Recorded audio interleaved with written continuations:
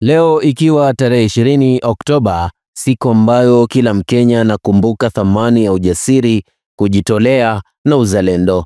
Ni siku ya mashujaa, siku ya kuwakumbuka wale waliopigania uhuru wetu, wale waliolinda taifa hili na wale ambao wamejitolea kwa manufaa ya wengine.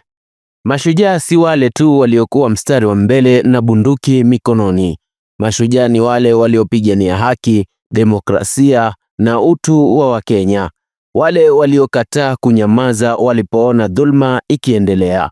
Na leo mamilioni ya Wakenya wakiadhimisha siku ya mashujaa, jina moja halikosekani midomoni mwao: Raila Amolo Odinga, mwana wa Jaramogi, aliyejitoa maisha yake yote katika mapambano ya kisiasa na kijamii, mtu ambaye kwa wengi ni ishara ya utulivu, matumaini na mapambano yasiyokoma kwa haki. Aliwahi kufungwa gerezani akanyimwa uhuru wake, lakini hakuwahi kufungwa moyo wake. Aliwahi kuonewa kisiasa, lakini hakuwahi kuacha kupigania Kenya yenye usawa.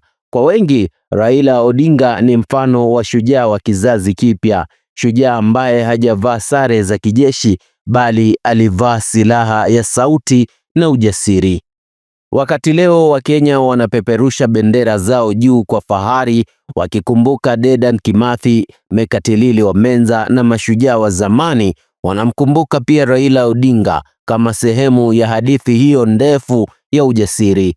Kwa sababu mashujaa hubadilika kwa nyakati, na katika kizazi hiki, shujaa anaweza kuwa kiongozi wa upinzani anayesimama na wananchi hata pale mamlaka inapomgeuka. Kwa hiyo kwa Wakenya wote leo tunasema hongereni mashujaa wetu. Hongera kwa kila Mkenya anayefanya kazi kwa bidii kila siku, anayepanda mbegu ya kesho bora.